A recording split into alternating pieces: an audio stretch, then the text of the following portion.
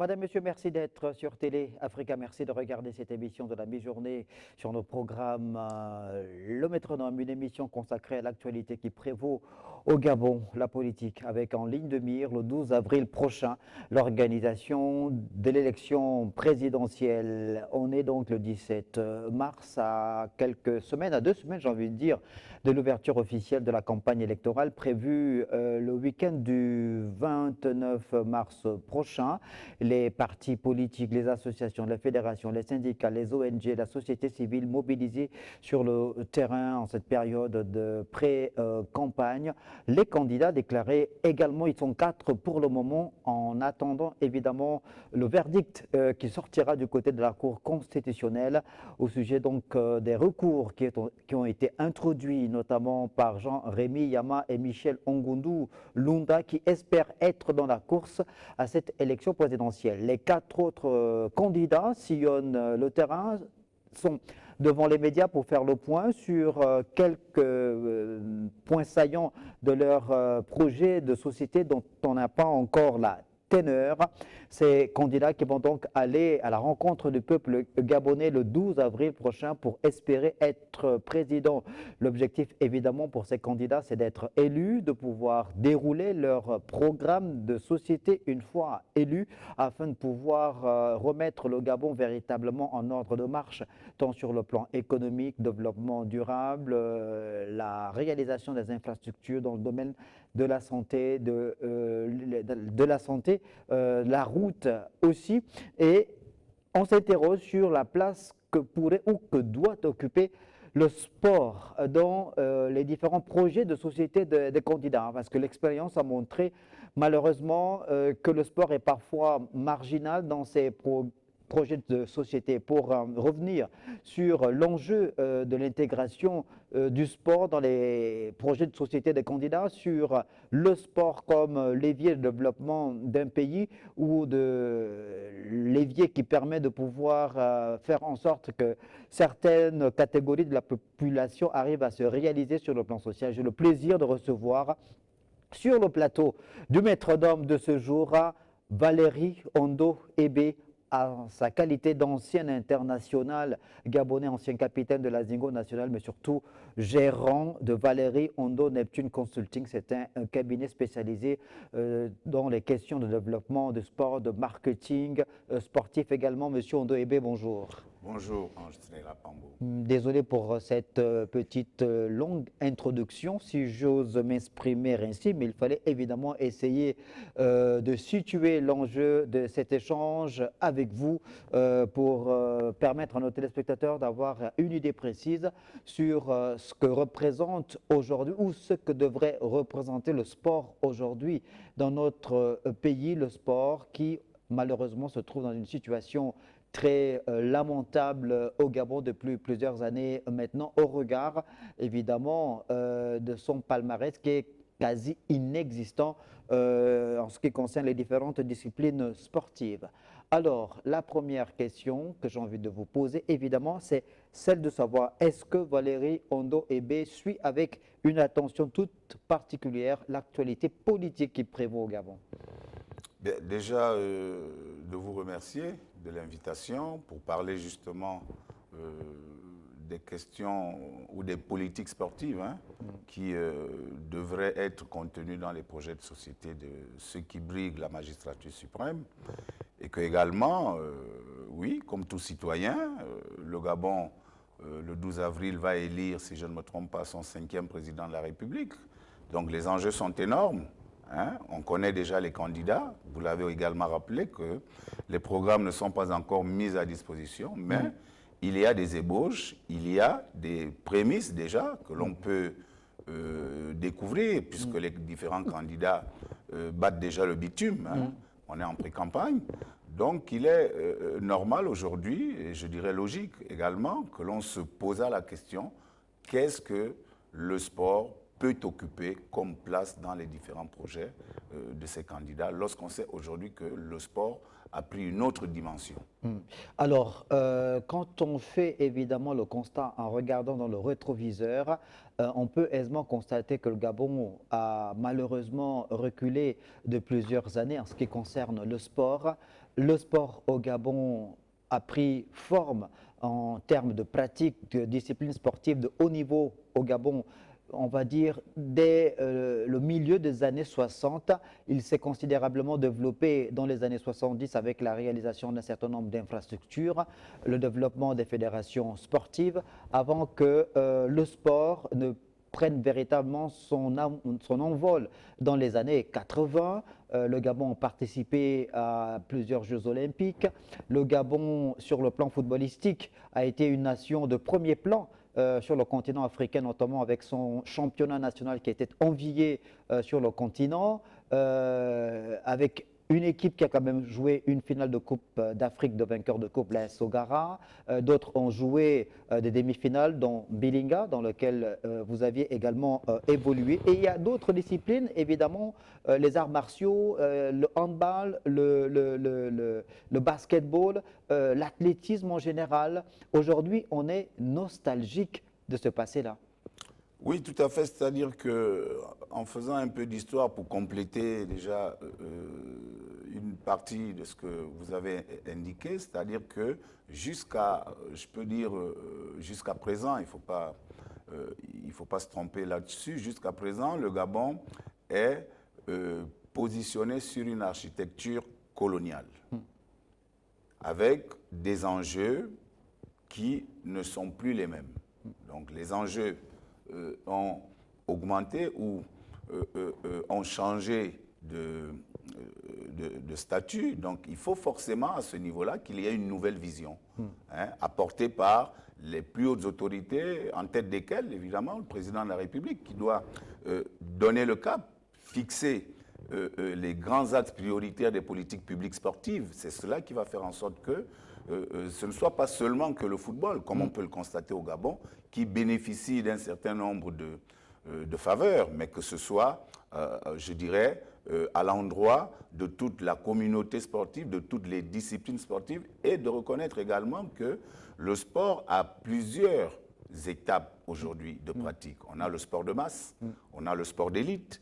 Donc, il faut dans tout cela que le premier citoyen de la République gabonaise donne son sentiment sur ce qu'il propose au milieu sportif qui est hétérogène, parce que composé ou impacté, les gens sont impactés par le sport, que ce soit les parents, que ce soit les pratiquants eux-mêmes, et même les gouvernants, puisque, on le voit aussi, les politiciens tirent beaucoup profit, par exemple du football, ou bien de certains sports qui arrivent à rassembler les masses, arrivent à faire en sorte que les gens se retrouvent même quand on n'a pas le même idéologique politique, mais le sport fait en sorte que tout le monde se retrouve. Donc, je pense qu'il est temps aujourd'hui qu'on se préoccupe véritablement de la place que le sport doit occuper dans la société gabonaise. Il faut qu'on positionne le sport comme un facteur de développement puisqu'il a une grande transversalité, que ce soit à la santé, que ce soit au tourisme, que ce soit à l'éducation. Donc il est important que ceux qui veulent diriger le pays puissent donner des indications fortes dans ce qu'ils veulent proposer au milieu sportif. On va évidemment revenir sur cet aspect que vous venez de souligner qui est très important, Valérie Ondo Ebe. Alors, le constat, une fois de plus, le Gabon n'est pas le pays le plus mal loti en matière de sport, notamment en ce qui concerne les moyens financiers colossaux qui ont été déployés, développés ou mis sur la table par les différents gouvernements depuis 1960. Malheureusement, les résultats sur le plan sportif n'ont pas du tout suivi, malgré la mobilisation de ces fonds très importants. On peut revenir sur la co-organisation de la CAN par le Gabon et la Guinée équatoriale en 2012, l'organisation de la CAN de 2017, qui a permis au Gabon de pouvoir se doter d'infrastructures sportives, notamment les stades de football, d'entraînement et de compétition, qui malheureusement se retrouvent dans des situations déplorables. Alors, On parle de ces 4 candidats, on parle de leur projet de société, on parle de ce que le sport devrait représenter dans leurs différents projets de société. Valérie Ondo-Oebe, vous avez parcouru la loi sur l'orientation du sport au Gabon. Comment vous la voyez? Qu'est-ce qui fait qu'aujourd'hui, le gouvernement gabonais ait du mal à pouvoir mettre en pratique cette loi qui a été, je pense, bien élaborée? Bien, je pense qu'il faudrait qu'on ait d'abord un petit regard Oui.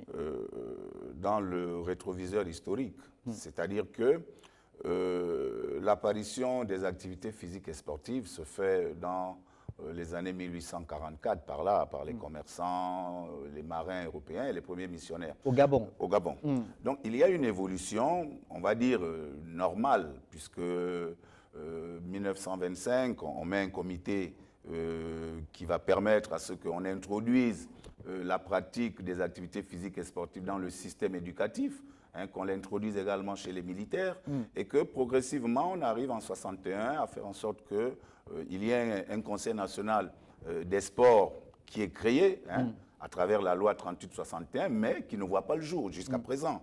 Donc, il y a comme ça, je dirais, un éventail de choses qu'il faut mettre sur la table. Et forcément, à partir du moment où ça impacte les populations auxquelles on demande, on sollicite le suffrage, il est important de dire à ces populations, dans un secteur d'activité bien précis, ce que l'on propose. Même si on ne le développe pas dans sa globalité, mais on doit avoir les grands axes sur le sport et l'éducation, sur le sport et la citoyenneté, sur le sport et la jeunesse, sur le sport en entreprise, sur le sport militaire. Ce sont là des éléments qui sont importants pour le bien-être des populations, pour l'épanouissement de ces mêmes populations. Donc, il est important, de mon point de vue, que l'on sache où on va.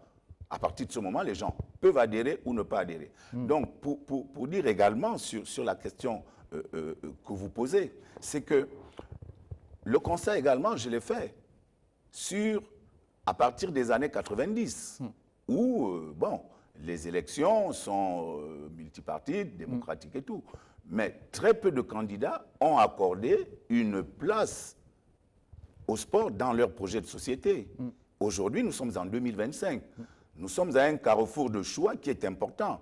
Et que, évidemment, ceux qui sollicitent les suffrages des Gabonais pour la présidentielle doivent également tenir compte de ce que c'est un électorat.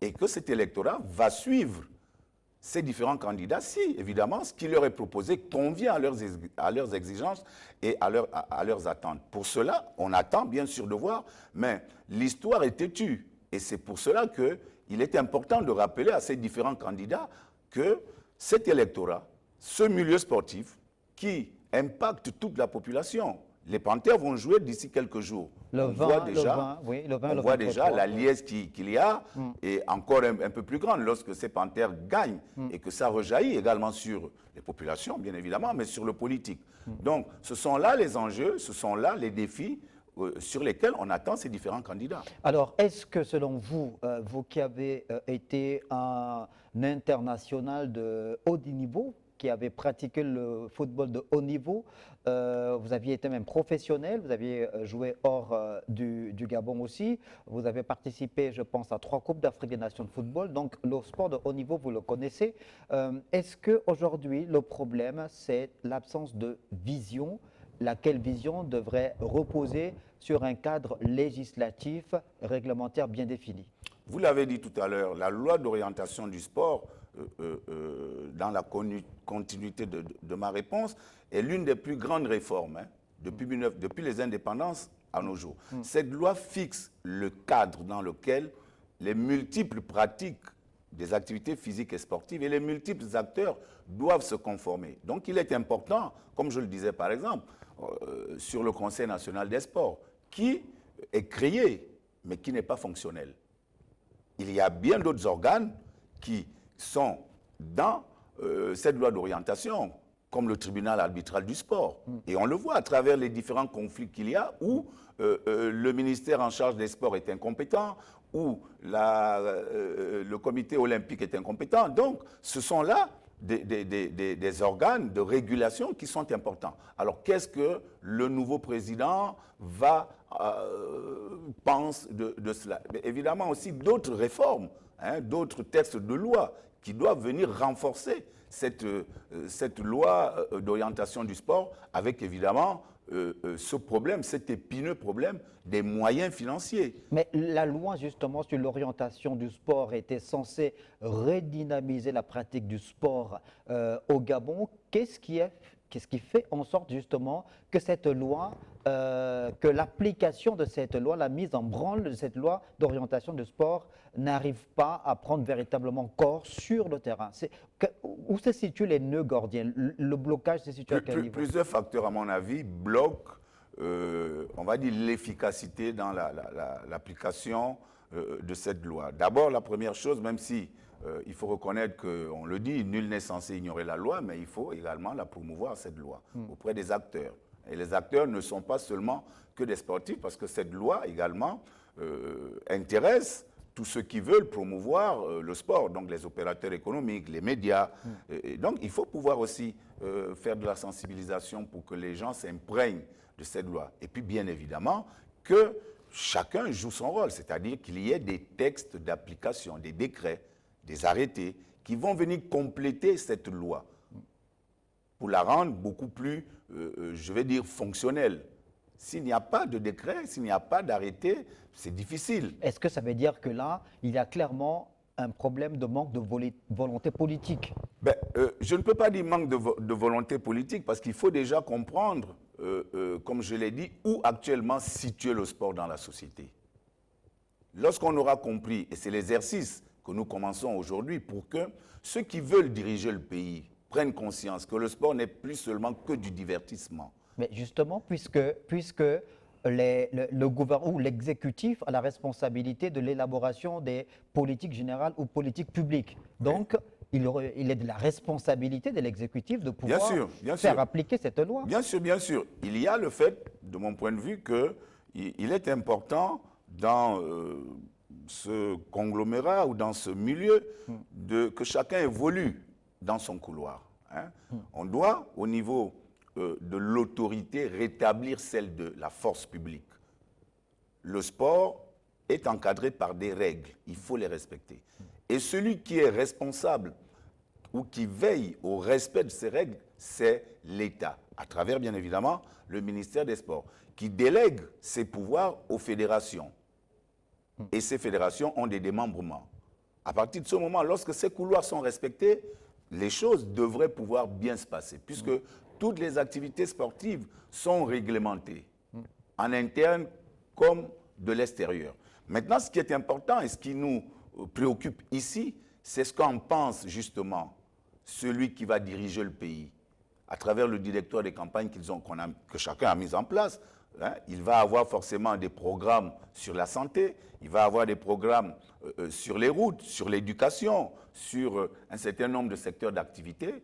On attend de voir, justement en tirant la sonnette d'alarme par rapport au rétroviseur historique, parce que rien n'a jamais été proposé ou très peu a été proposé. Si c'est le cas aujourd'hui, je dirais que ce serait une faute républicaine de ces candidats. Alors, évidemment que le tableau actuellement, en ce qui concerne le sport, n'est pas du tout reluisant, on l'a dit, en termes de palmarès, puisque, comme le rappelait un ancien ministre des Sports aujourd'hui, candidat à l'élection présidentielle, le Gabon devrait se désabonner de la culture de l'échec dans le domaine du sport. Ce n'est pas que l'État aussi n'a rien fait depuis les années 60, puisqu'on a bien vu qu'il y a eu plusieurs milliards de francs CFA qui ont été dépensés pour faire en sorte que la pratique de sport de haut niveau se fasse et qu'on puisse peut-être engranger des victoires et continuer à former des sportifs. Malheureusement, la formation là aussi a pris un coup.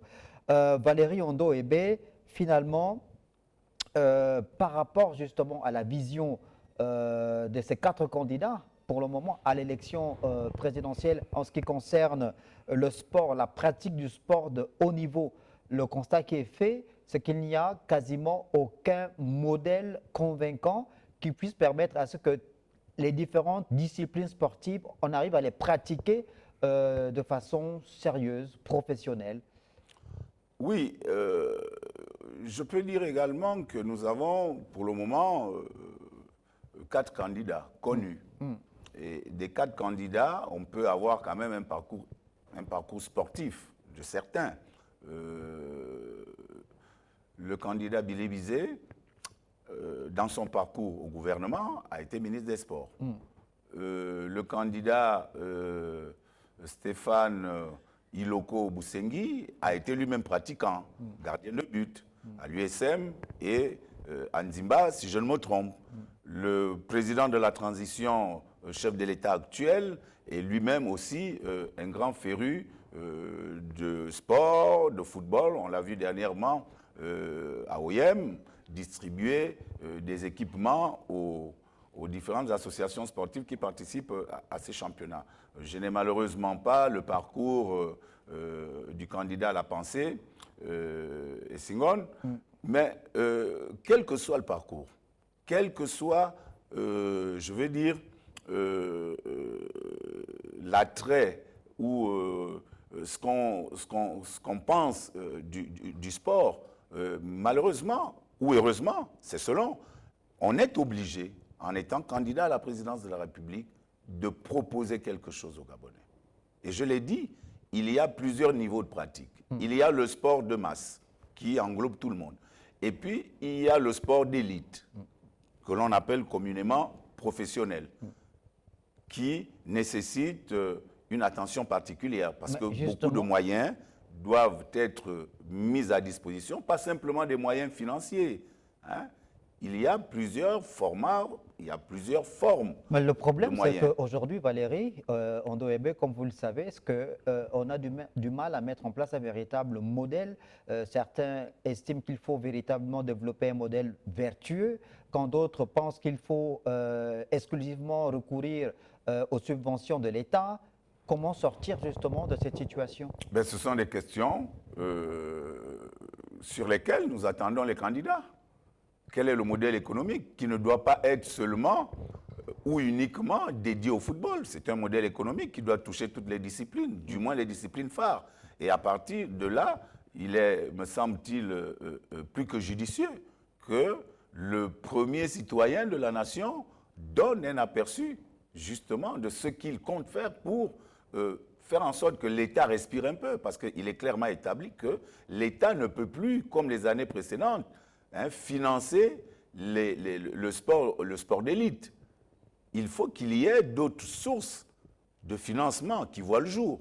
Mais Valérie Ondoébé, vous êtes un exemple bien vivant de la formation gabonaise. Qu'est-ce qui peut expliquer qu'entre 1980 et 1994, on va dire, on ait eu un modèle pour ce qui est de la pratique du sport, un modèle économique qui était plus ou moins viable, où toutes les équipes étaient des équipes, où tous les clubs étaient des clubs omnisports. C'est-à-dire qu'il y avait à la fois les sections football, basket, volley, l'athlétisme. Comment expliquer que dans les années 80, on ait eu ce modèle-là qui a formé plusieurs grands sportifs, mais vraiment toutes disciplines confondues, et qu'aujourd'hui on soit incapable justement d'avoir des clubs omnisports? Bien, c'est déjà parti d'une volonté politique à impliquer les opérateurs économiques, où qu'ils étaient, à tout mettre en œuvre pour que le sport soit pratiqué dans toutes ces disciplines. Il faut également reconnaître que à ce moment-là, le sport scolaire était également performant, parce que la jonction était faite. On a vu des associations sportives scolaires participer à des championnats civils, pas simplement dans une discipline, mais dans plusieurs disciplines. Donc la passerelle, elle était faite. Aujourd'hui, comme je vous l'ai dit également, c'est-à-dire que c'était bâti sur une architecture coloniale. Aujourd'hui, cette architecture est désuète. Il faut la repenser. Il faut la repenser à travers les réalités actuelles, à travers les exigences actuelles, qui sont que, on peut prendre des exemples. Lorsque vous allez dans les établissements scolaires, très peu d'établissements scolaires ont des aires de pratique d'activités physiques et sportives. Les enfants sont obligés de parcourir plusieurs kilomètres pour aller trouver un espace qui n'est peut-être pas sécurisé, qui n'est pas bien aménagé. C'est un problème. Et ce problème ne peut être résolu qu'à travers une volonté exprimée par le politique. Et cette volonté exprimée par le politique doit venir d'une vision, de la vision de celui qui va diriger le pays, en disant, comme je l'ai dit tout à l'heure, le sport scolaire, voilà les axes que nous allons évidemment toucher avec des stratégies, avec des actions. Même s'il est clair que dans un projet, on ne peut pas tout développer, mais au moins qu'il y ait un aperçu. C'est-à-dire que, par exemple, il ne serait plus possible qu'on puisse construire une école sans qu'il y ait des aires de jeu, sans qu'il y ait des petits terrains de basketball, des volets. Bien sûr. En plus, l'avantage, c'est que nous, quand nous étions plus jeunes, c'est que dans nos établissements, depuis l'école primaire, il y avait des petits espaces pour le sport, au secondaire encore plus, et on pouvait, sur un même terrain, faire du basket, du handball et du volley. Tout à fait.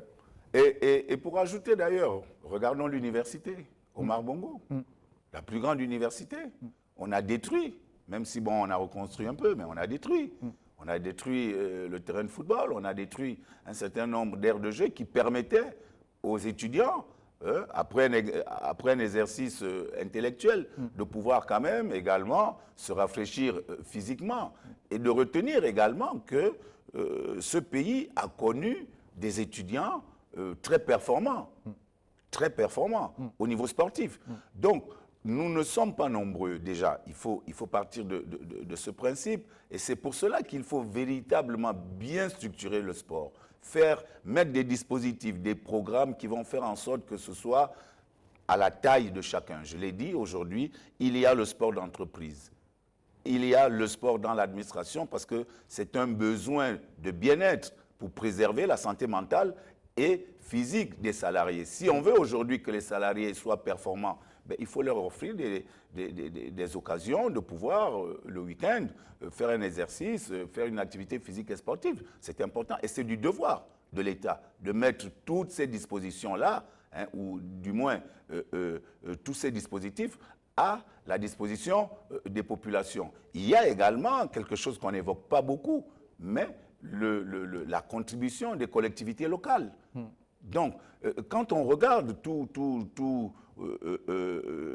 cet écosystème, il est important, de mon point de vue, que ceux qui veulent diriger le pays, je le répète encore, puissent donner des indications précises. Nous sommes en 2025, le sport aujourd'hui n'est plus du divertissement. Il participe bien évidemment au rayonnement du pays. On le voit quand Aubameyang gagne un trophée, le Gabon est content, les politiciens s'en félicitent, voire le font venir pour qu'ils partagent, n'est-ce pas, les dividendes de cette victoire. De son succès. On le voit également quand l'équipe nationale ou les équipes nationales, quelle que soit la discipline, se portent bien. On l'a vu quand Anthony Obama a été vice-champion olympique. On l'a vu avec les Mélanie Ngouan. Mais comment faire en sorte que les jeunes Gabonaises aujourd'hui puissent rêver de devenir des Anthony Obama, des Mélanie Ngouan, des Pierre-Emerick Aubameyang? C'est au gouvernement, c'est au président de la République de tracer la voie. Et à partir de ce moment, le public ou le milieu sportif va voir s'ils adhèrent au projet ou pas. Mais la question, véritablement, elle se pose et on attend de voir. Et la question de la formation, évidemment, puisque normalement, au regard de la situation dans laquelle le sport gabonais se trouve, les seules fédérations ne peuvent plus assumer cette responsabilité de la fédération, d'où le point de vue important et pertinent que vous avez développé, repartir à la base dans les établissements scolaires qu'il faut doter d'infrastructures de sport. Parce qu'aujourd'hui, le constat qui est fait, c'est que on se cache, vous venez de parler des Pierre-Emerick Aubameyang, mais ce n'est pas un produit de la formation gabonaise. Tout à fait. Et il y a avec lui les Denis Bouanga, les Jim Alevina, qui sont des binationaux formés à l'extérieur. Oui. Mais ce n'est pas le produit de la formation gabonaise qui, elle, n'existe quasiment plus du tout. Il y a des produits de la formation gabonaise, les mangas. Oui, mais qui est sur... Oui, mais c'est vrai ce que vous dites, c'est vrai ce que vous dites. Ouais. Tout à fait, c'est-à-dire que c'est un package. C'est un package où il va falloir à chaque acteur, à chaque degré de pratique, proposer quelque chose. Il faut qu'on propose quelque chose. Et je vais même dire qu'aujourd'hui, le sport dans plusieurs pays, regardons le Kenya. Le Kenya, des indépendances à maintenant, ils ont près de d'une quarantaine de médailles. Médaille d'or. Olympiques. Olympiques. Donc, enfin, que ce soit l'or, l'argent et tout ça. Ou le bronze. Mais le pays est bénéficiaire. Aujourd'hui, il y a des athlètes issus de plus grands pays qui vont s'entraîner aujourd'hui au Kenya. Et d'ailleurs, pour parler du Kenya, on peut même faire le lien entre le sport et le tourisme, qui sont les deux principales, finalement, richesses de ce pays. Si le Kenya est connu dans le monde, c'est le sport et le tourisme. Bien sûr. Donc, il y a là des éléments qui devraient inciter, n'est-ce pas, les politiciens, les candidats, à véritablement, avec leur directoire, bien évidemment, à se pencher sur cette question du sport, sans oublier le fait qu'aujourd'hui, le sport est pourvoyeur d'emplois. On a construit ou on est en train de construire plein d'infrastructures de proximité, mais évidemment qu'il faut des gens pour pouvoir veiller à la bonne utilisation de ces infrastructures, à la sécurité des pratiquants. Donc, il faut continuer, il faut intensifier cela. Maintenant, c'est comme je le dis, la peur ou la question, elle mérite d'être posée. Quelle sera la place du sport dans le projet de société des différents candidats? C'est une question qui mérite d'être posée. On attend les réponses à travers les multiples chantiers qui se présentent devant chaque candidat. Ce d'autant plus qu'aujourd'hui, on peut se réjouir qu'il y a des Gabonais qui ont pu capitaliser la bonne organisation des CAN 2012 et 2017, qui ont vu l'émergence de plusieurs nouveaux métiers dans le domaine du sport. Bien sûr. Aujourd'hui, vous vous rappelez, vous aviez joué en tant qu'international au stade Omnisport pendant plusieurs années, qui n'était peut-être pas ou plus à un moment donné un stade adapté aux standards internationaux, mais les stades qui ont été construits à partir de la CAN 2012, celui de Franceville a été rénové. On a construit un grand OIM, celui de Port-Gentil, Michel Essongué, le stade de l'Amitié d'Angonje. C'est des stades aux normes, aux standards internationaux. Et aujourd'hui, on a des Gabonais qui organisent avec maestria les matchs de l'équipe nationale, qui savent même d'ailleurs s'occuper de l'entretien des espaces verts. Votre très cher coéquipier. Oui, Jean-Daniel Ndonzé, ouais, voilà. Une très belle reconversion. Et là, vous venez de toucher également un pan très important, la reconversion, les métiers du sport. On peut prendre évidemment aussi comme exemple d'introduction ou l'insertion, n'est-ce pas, de ces différents métiers du sport ou des sports dans les grandes écoles. Nous n'avons pratiquement pas de juristes du sport au Gabon. Et c'est comme dans la médecine sportive. Donc, à partir de ce moment, est-ce qu'on peut imaginer un pays sans, je vais dire, avocat du travail, sans médecin ophtalmologue? Donc, le sport, comme je l'ai dit aujourd'hui, est dans une autre dimension. Il faudrait que nous y pensions. Il faudrait également que nous permettions à la population, parce que quand on parle par exemple de jeunesse, à quoi la jeunesse aspire-t-elle? On peut aujourd'hui, à travers la pratique sportive, s'épanouir. On peut, à travers la pratique sportive, s'occuper de sa famille.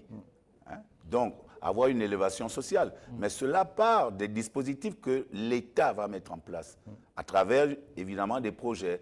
Il est important que les différents candidats, avec clarté, puissent définir un certain nombre d'actions prioritaires qui vont être menées en direction non seulement du sport, mais de que ce sport-là, que cette activité, que ce secteur d'activité impacte. Il y a les médias, par exemple, également, qui ont besoin d'être accompagnés, les médias sportifs, qui ont besoin d'être accompagnés. Évidemment. Donc, on a, dans ce cadre-là... le sport crée de la richesse. Le sport crée de la richesse. Nous voyons également, dans plusieurs pays, que ça permet également la reconversion. Vous avez parlé de Jean-Daniel Ndonzé dans l'entretien des espaces verts. Mais il y a aussi le consultanat sportif qui ne doit pas se faire simplement au niveau du football. Il faut également penser à la promotion du football féminin, de la gente féminine qui a besoin du sport pour que les jeunes filles aujourd'hui puissent également bénéficier de ces valeurs que le sport transmet pour qu'on arrête, n'est-ce pas, ces grossesses précoces ou bien ces arrêts dans la scolarisation. Et tout cela, c'est le sport qui le permet. Donc, il est important que ceux qui aspirent justement à diriger le pays pendant les 7 années à venir, donne des indications précises là-dessus et qu'on ne fasse plus comme par le passé où on mettra 2 lignes qui ne veulent rien dire. Parce qu'aujourd'hui, les exigences ont augmenté et les enjeux également. Parce qu'il faut dire à ces différents candidats que, évidemment, ils ont un intérêt à faire en sorte que les propositions soient le plus claires possible pour les populations qui adhèrent ou qui veulent adhérer à leur projet de société. En parlant justement d'enjeux, on reste dans le domaine du sport en rapport avec ces projets de société de ces 4 candidats engagés à la course à la présidentielle du 12 avril 2025. Revenons évidemment sur le sport de masse. Vous avez parlé du sport de masse. Allons un peu dans le détail, du moins en ce qui concerne ce lien qui existe entre le sport et la santé. On sait qu'il y a aujourd'hui certaines problématiques, sujets d'enjeux au sein de la société dans le domaine de la santé, la prévention par rapport à l'exposition des populations à contracter certaines maladies comme l'obésité, comme l'hypertension artérielle par exemple, comme le surpoids, oui, l'obésité. Et là, le lien est fait avec la pratique du sport, c'est ça? Bien sûr. Le lien est clairement établi parce que le sport, que ce soit en entreprise ou au sein de l'administration publique, permet déjà qu'il y ait une meilleure relation entre salariés. Sur le plan social. Oui. Sur le plan social. Et puis, bien évidemment, cela fait en sorte que, vous l'avez indiqué également, que ces éléments de stress, de surpoids, soient évacués à travers une pratique qui est bien évidemment adaptée au statut des uns et des autres. Moi, je peux dire aussi, sans risque de me tromper, qu'on ne pense pas beaucoup aux femmes. Les femmes ont besoin d'avoir une pratique physique et sportive adaptée à leurs conditions. Alors, selon vous, ça veut dire qu'il ne faut pas seulement attendre, parce que ce qu'on a vécu, c'est déjà bien.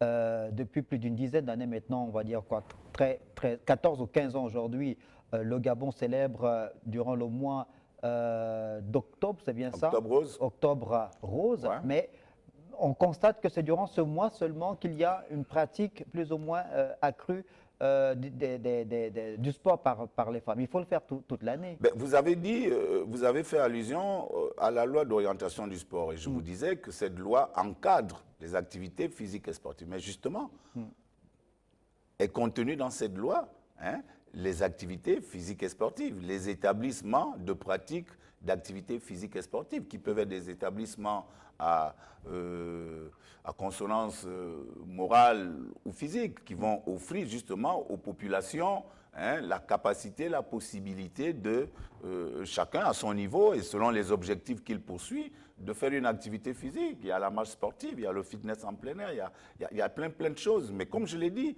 le cadre, il est là. Il faut le renforcer.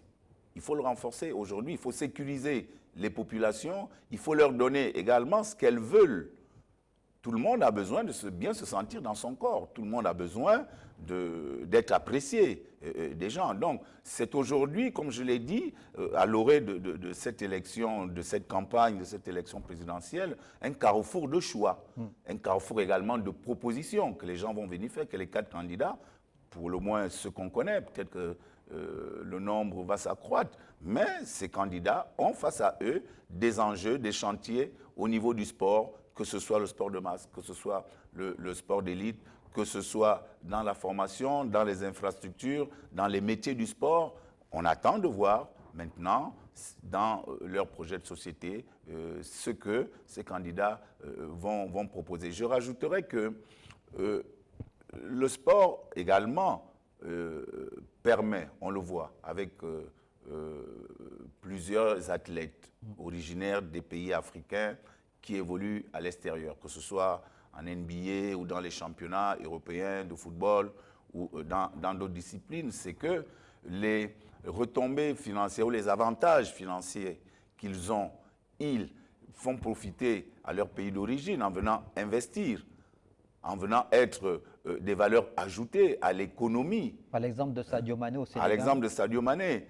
Et qu'également, quand l'équipe nationale joue, comme elle joue à Franceville, l'économie locale quand même, est enrichi, puisqu'il y a plein de monde qui arrive 2, 3, 4 jours, les hôtels sont pleins, les restos et tout ça. Maintenant, il faut pouvoir mettre un peu plus dans la vision que les candidats ont, dans ce qui va pouvoir se mettre en place et d'identifier évidemment les responsables de mise en œuvre pour qu'on sache dans quoi on va et quels sont les objectifs pour chacun à son niveau de pratique. Alors, ça veut dire que clairement pour vous, il faudrait plus que par le passé ou à partir de cette élection présidentielle du 12 avril prochain, qu'il y ait clairement une place dans les différents projets de société de candidats, que ça ne soit pas aujourd'hui le sport considéré comme marginal, qu'on ne dise pas, bon, oui, mais bon, on a besoin d'infrastructures routières d'abord, on a besoin d'hôpitaux, on a besoin d'établissements. Vous estimez que avoir une telle pensée serait complètement se tromper? Je dirais discriminatoire. Je dirais discriminatoire. Une partie de la population gabonaise se sentirait rejetée. On parle par exemple des routes. Mais notre championnat national de première division, pourquoi coûte-t-il autant cher? Parce que les routes sont défectueuses. Également, si les routes étaient convenables, bon, on joue à Libreville, on est capable d'aller jouer à Franceville en prenant la route. On est capable d'aller jouer à Lastourville en prenant la route. C'est pour ça que je vous ai parlé de la transversalité. Et à partir de ce moment, l'économie routière également, elle s'en verrait bénéficiaire. Donc, et c'est tout cela que le sport apporte et que les associations sportives pourraient également engager des Gabonais pour conduire leur bus et tout ça. Donc, il est important, comme je l'ai dit, que ces candidats qui aujourd'hui briguent la magistrature suprême prennent véritablement en compte le rôle aujourd'hui que le sport joue ou qu'il devrait jouer au Gabon. Et que c'est à travers leur vision, c'est à travers leur engagement qu'ils vont prendre devant les Gabonais dans le cadre du sport que le sport va pouvoir faire rêver à nouveau ceux qui veulent véritablement faire carrière et ceux qui veulent également préserver, de par leur âge, de par leur statut social, préserver leur santé. Donc on attend, je le dis, je vais peut-être le répéter encore un peu plus, on attend de voir ce que ces candidats-là vont proposer, en rappelant évidemment que aujourd'hui, lorsque on prend l'équipe nationale du Gabon, qui est qualifiée pour la CAN de football, qui aura lieu cette année au Maroc. Le Gabon n'y était pas à la dernière. Absente en Côte d'Ivoire. Oui. Absente en Côte d'Ivoire. Mais lorsqu'on imagine que le Ghana n'y sera pas, que la Guinée n'y sera pas, que le Gabon y est, c'est une vitrine exceptionnelle. Dans la diplomatie également internationale, dans le rayonnement du gouvernement et du président qui va être élu le 12 avril, de pouvoir se présenter devant ses pairs, pour représenter, être fier de ce que le Gabon va faire. Donc les intérêts sont multiples et communs. C'est pour cela qu'il est important justement de fixer le cap sur ce qui va se faire de 2025 à 2032, que l'on sache évidemment où on va, avec qui on y va, pour quel objectif et quels sont évidemment ceux que nous allons mettre comme dispositifs de suivi et d'évaluation pour que nous ne soyons pas comme actuellement, on ne sait pas où on va, on ne peut pas faire un bilan. Ça veut dire, Valérie Rondeau, clairement, il faut mettre en place un véritable plan Marshall pour relancer le sport au Gabon. Il y a eu des assises, mais sectorielles ces dernières années. Il y en a eu plusieurs dans le domaine du football. Mais là, on parle du sport dans sa globalité au Gabon. Il faut un véritable plan Marshall. On a vu ce que certains pays ont fait. La France, par exemple, a su capitaliser sa belle prestation à la Coupe du Monde 1958, où elle jouait pour la première fois à demi-finale. Dans les années 60-70, elle a mis en place une politique allant dans la formation des cadres, la réalisation d'infrastructures sportives, la formation. Et la France, à partir des années 80, a commencé à récolter les fruits des investissements des années 60-70. Le Maroc, aujourd'hui, a mis en place le plan Marshall. C'est devenu une destination sur le plan sportif très prisée. au point où le Maroc a été la première équipe, ou est la première équipe africaine à jouer une demi-finale de Coupe du Monde. Donc Tout à il fait. faut un véritable plan Marshall plutôt que de prendre des mesurettes. Bien sûr, comme vous le dites, plutôt que de prendre des mesurettes. Non, mais bien sûr, on peut prendre l'exemple du cyclisme. Nous avons organisé la Tropicale Amissa pendant combien d'années? Une dizaine d'années. Aucun Gabonais, à moins que ma mémoire Non, me joue des personne. tours. Non, je confirme, aucun. Aucun Gabonais n'a gagné une étape même. Aucun. Aucun. Et le tour encore, jamais. C'est autre chose. Et on avait même dû créer un prix spécial dédié aux Gabonais pour que on donne l'illusion que le cyclisme gabonais se portait bien. Voilà. C'était un tour de magie. Hein. Tout à fait. Comment peut-on, pendant 10-15 ans, organiser une édition, un événement, une manifestation sportive sans entrevoir l'idée de pouvoir remporter? Mais parce que simplement, rien n'est fait ou n'était fait pour remporter cette compétition. Parce que déjà, il n'y avait pas de compétition locale. On prenait les cyclistes le jour ou 2 semaines avant pour les amener, en plus dans un climat qui n'était pas approprié à celui dont ils seraient confrontés. C'était c'était inadapté. Donc, les programmes, les projets, lorsqu'ils sont bien conçus, en ayant en amont fait une analyse du contexte, des difficultés, à partir de ce moment, oui, on peut entrevoir une avancée, une amélioration. C'est de ça dont il s'agit. À partir de ce moment, oui, nous pouvons commencer, puisque le Gabon va rentrer dans une nouvelle ère de gouvernance. Donc une nouvelle ère, cela nous autorise, nous qui sommes issus du monde du sport, à rêver, en se disant, nous voulons voir autre chose. Nous voulons voir une autre approche, une approche scientifique qui puisse nous amener, comme on l'a dit, l'histoire est têtue. L'histoire est têtue. De 90 à 2023, nous étions, bon, moi il y a peut-être une élection à laquelle je n'ai pas assisté, c'était 2016. Mais les autres, on a pu lire et relire les projets de société des uns et des autres. Je m'excuse, c'était pauvre. Mais aujourd'hui, on ne peut plus se permettre une telle chose face à l'ampleur sociétale du sport. Ce serait, je le dis, une faute républicaine pour celui qui veut diriger le pays. Valérie Onto, je crois qu'on arrive au terme de l'émission. Peut-être vous demander de conclure sous forme de conclusion. Que pouvez-vous dire à ces 4 candidats pour le moment déclarés à cette élection présidentielle du 12 avril prochain? Que doivent-ils faire? Quelle vision doivent-ils développer, mettre en relief pour faire en sorte que le sport au Gabon ne soit plus le parent pauvre? Ben, écoutez, ce serait manquer de modestie que je leur indique ce qu'ils doivent faire.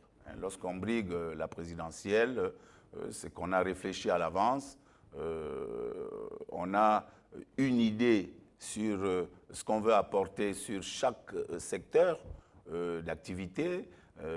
On a également des convictions. Nous, les sportifs dont j'en suis un, nous avons des questions. Nous sommes dubitatifs et nous attendons justement également un appel aux médias que vous êtes, que des débats également soient lancés dans ce cadre-là où, ça me donne l'occasion de le dire, où également les médias n'intègrent pas beaucoup le sport dans les échanges que l'on peut organiser avec les différents candidats. C'est un appel à tout le monde, puisque les médias, lorsqu'il y a des événements sportifs, tirent aussi profit de cela. Donc nous sommes embarqués dans le même bateau, hein, du moins du côté des interrogations, aux candidats de jouer pleinement le rôle qu'ils ont accepté de jouer et de répondre à nos interrogations. Je pense que la discussion, les échanges que nous avons eus ont donné beaucoup de pistes, beaucoup de chantiers inexplorés. C'est à eux simplement de venir proposer au monde sportif ce qu'ils pensent, ce qu'ils souhaitent faire avec eux, et chacun, en son âme et conscience, décidera d'adhérer ou de ne pas adhérer. On aura le plaisir de vous retrouver sur d'autres plateaux de Télé Africa lorsqu'on entrera en possession justement de ces projets de société des candidats en lice pour l'élection présidentielle du 12 avril prochain. On va vraiment les scruter, les passer au peigne fin pour retrouver trace de la vision de ces candidats en ce qui concerne le développement de la pratique du sport, que ce soit le sport d'élite ou le sport de masse dans notre pays. Merci. J'avais le plaisir de recevoir Valérie Ondo-Ebe, ancienne internationale, ancien capitaine de la Zingo nationale, devenu aujourd'hui gérant de Valérie Ondo Neptune Consulting, un cabinet évidemment spécialisé dans le domaine du sport. Merci de nous avoir regardé bonne suite des programmes sur Télé Africa.